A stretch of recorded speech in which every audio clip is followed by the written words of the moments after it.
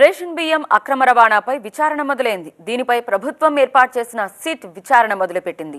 మరోవైపు తాను ఎలాంటి అవకతవకలకు పాల్పడలేదని, ఏ విచారణకైనా సిద్ధమే అని ప్రకటించారు వైసీపీ మాజీ ఎమ్మెల్యే ద్వారంపూడి.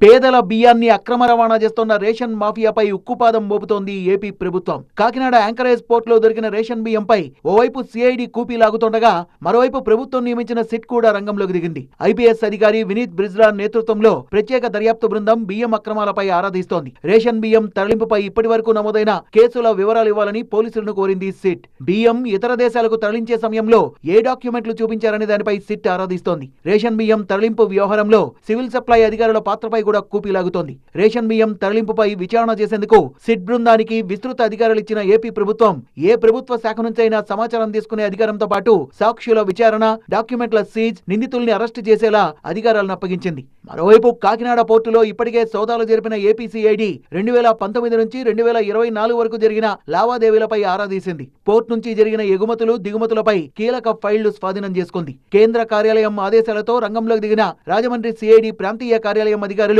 స్థానిక పోలీస్, రెవెన్యూ బృందాల సహాయంతో పోర్టులో తనిఖీలు చేశారు. పోర్ట్ చీఫ్ ఆపరేటింగ్ ఆఫీసర్ ను ప్రశ్నించి కీలక అంశాలపై ఆరా తీశారు. సేకరించిన వివరాలతో పాటు కీలక ఫైళ్లను ఉన్నతాధికారులకు పంపించారు. ఈ వివరాల ఆధారంగా సిట్ దర్యాప్తు ముందుకు సాగే అవకాశాలున్నట్టుగా తెలుస్తోంది. ఇదిలా ఉంటే రేషన్ బియ్యం అక్రమ రవాణాతో తమ కుటుంబానికి సంబంధం లేదన్న వైసీపీ నేత, మాజీ ఎమ్మెల్యే ద్వారంపూడి చంద్రశేఖర్ రెడ్డి దీనిపై ఎలాంటి విచారణకైనా సిద్ధమే అన్నారు. కేసుల్ని ఎలా ఎదుర్కోవాలో తనకు తెలుసన్నారు. రేషన్ మాఫియా చేసేసాడు ద్వారంపూడి. రేషన్ మొత్తం గింగులు అని చెప్పేసి ఏదో వాగుతున్నారు. నేను వాళ్ళకి చాలా క్లియర్గా చెప్తున్నాను, ఏ రోజు నేను కానీ నా కుటుంబం కానీ రేషన్లో లేవు.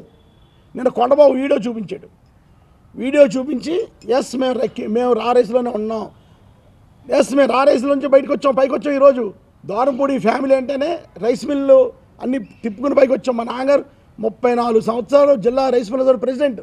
మొత్తానికి వ్యవహారంలో సిట్ దర్యాప్తు మొదలుగానే ఈ అంశంపై మాజీ ఎమ్మెల్యే ద్వారంపూడి స్పందించడం ఆసక్తికరంగా మారింది.